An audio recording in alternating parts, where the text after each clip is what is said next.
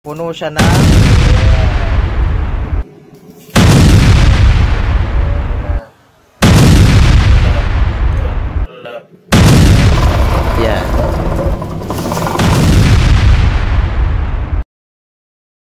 Okay mga sir, meron tayo ngayon ditong Honda Click. So hinila lang ito dito sa ating shop, so hindi na ito naandar ng dinala dito. And then ang sabi ng may-ari is nag-overheat daw and then ayaw na umandar. So ngayon, nung tinaggal natin yung tambutso niya, so ipakita ko lang. So nung tinaggal natin yung tambutso niya, so nakita natin yan, puno siya ng kulan. Yan. Okay? So yan. Oh, yan. So ibig sabihin ito, yung kanyang head gasket is singaw na. So yung coolant niya tumatagos na papunta dun sa kanyang block hanggang makarating siya dito sa cylinder head niya. Ngayon, tatagkalin natin to. So, bubuksan natin tong kanyang makina, i-refresh na natin. And then, titingnan natin kung na-damage yung kanyang cylinder head or yung kanyang block. So, yung palang lock pati nung kanyang injector is hindi naka-lock. Yan, nakaangat. So, yan. So, dapat po lagi natin itong ilalak. Kasi pag malakas yung pressure ng pump, so pwedeng tumalsik yan. And then, tumagas yung inyong gasolina. Okay, so baklasin ko lang to and then update ko kayo mamaya. So, check na rin natin itong kanyang coolant. So, mapansin nyo, pati itong kanyang radiator is kati na. So, wala nang laman. Kaya siya nag-overheat. Okay guys, so nataggal na natin yung kanyang head cover, tsaka yung mga tornilyo sa head, tsaka yung kanyang timing gear. So, ngayon, pwede na natin tong hugutin. So, naiangat ko na yan ng konti kanina. Ayan.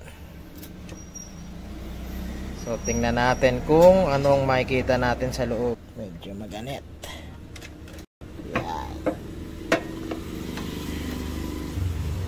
Okay. So, ito yung kanyang cylinder head. Ayan. Madumi na. Ayan. And then, ito yung kanyang block. Okay, so bunutin na natin yung kanyang block.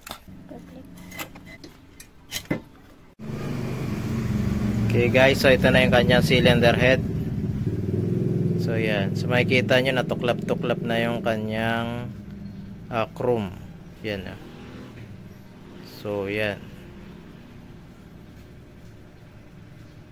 Okay. Yan. So may mga tama na siya. Wait lang, ayan, mag-focus yun. So puro gas-gas na. So ngayon, so no choice tayo, kailangan natin tong paltan. So yan, puro gas-gas yung loob. Okay. Okay, so next natin, check natin kung singaw yung kanyang mga balbula. So bubuhusan lang natin to ng gasolina.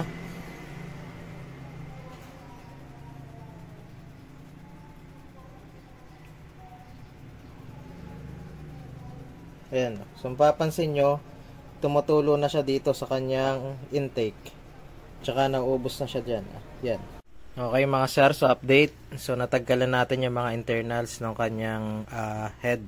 So nataggalan natin yung kanyang rocker arm, timing gear, tsaka yung tensioner. And then nalinis na natin din yung kanyang head. And then ito yung mga ipapalit natin. Piston pin. Yan. Yan. So Honda nga pala to. Yan.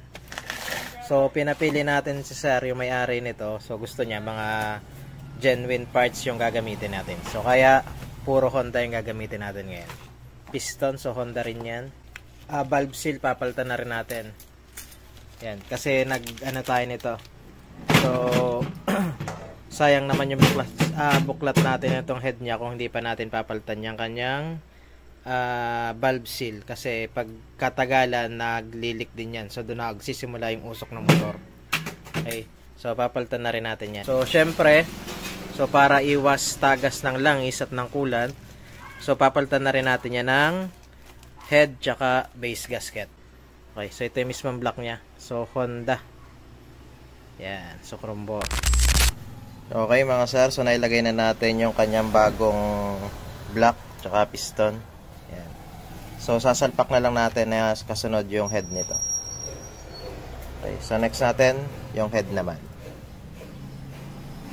So yung head nga pala nito, so inasinta na natin ito ng bago kasi may singaw yung kanyang balbula. And then pinalitan natin itong valves niya kasi may tama na, meron ng crack. Okay, so nalinis na rin natin to. Okay. So ngayon, lagay na lang natin to dito.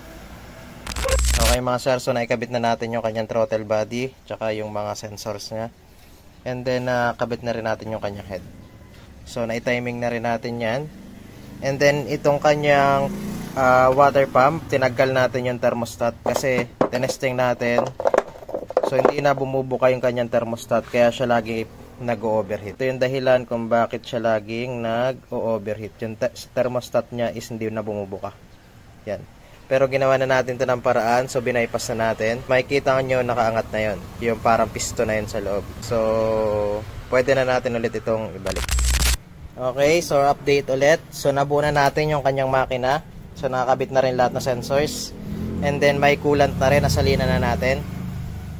So tetesting na natin sana siya. Problema is meron siyang fingerprint. So hindi natin siya may start. So i-on ko lang itong susian. So yan, naka-on na. And then start ko. So hindi siya nag-start kasi meron siyang kailangan ng fingerprint ng may-ari. So medyo madumi lang yung kuko natin. Sige po.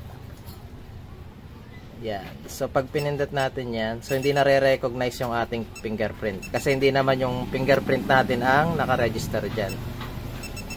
Okay.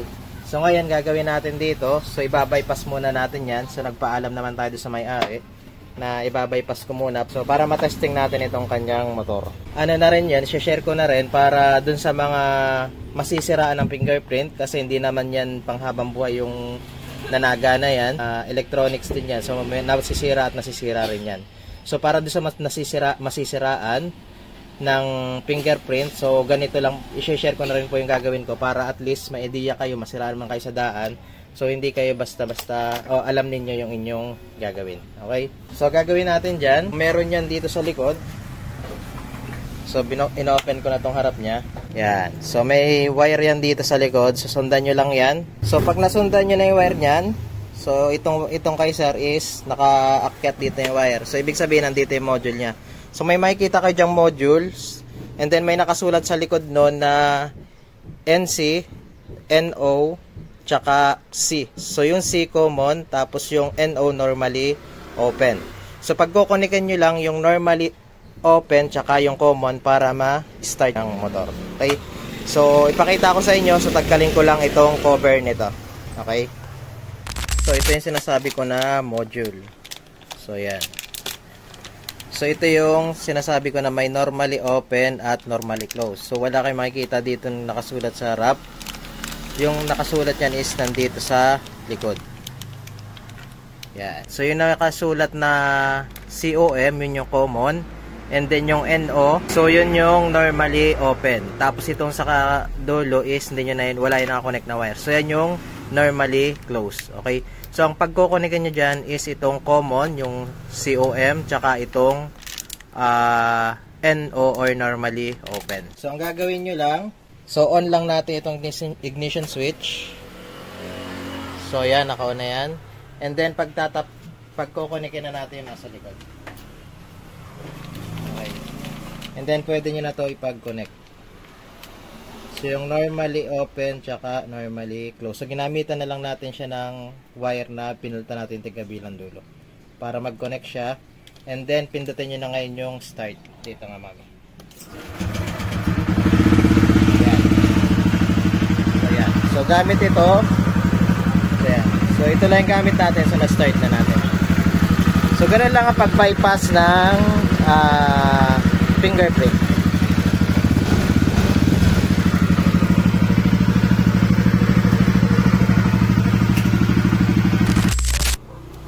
Okay mga sir, so next naman natin gagawin dito sa Honda Click na pinalitan natin ang black is yung maingay niya dito sa likod. Yan. So yan, tunog ng gulong niya pag inikot. So malamang basag na yung or may sira na yung kanyang torque drive bearing. So yun yung check natin ngayon. Okay mga sir, so update. So natanggal na natin yung crank cover niya. And then ito yung loob ng kanyang panggilid. So yan, so mukhang nalubog pa to sa baha. Yan. Then ito yung cover nya. So may mga lawa na rin. So check natin yung bearing. So okay pa naman dito. Okay. So ang problema nito kaya maingay yung gulong nya is yung bearing nitong torque drive nya.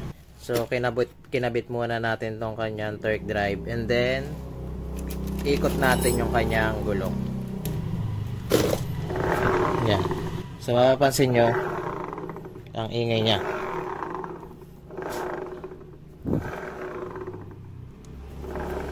Yan. So parang naglalagati ka na bearing.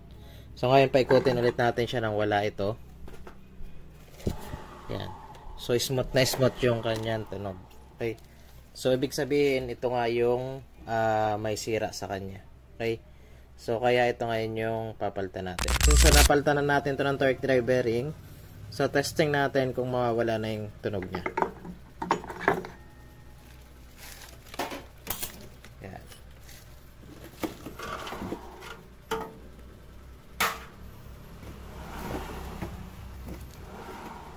So mapapansin nyo, so smooth na yung tunog niya. Yan. So wala na yung naingay na kagaya kanina. Yan. And then may napansin lang tayo habang nililinis natin tong kanyang torque drive. Yan. So kinalawang na yung kanyang torque drive. Oh no!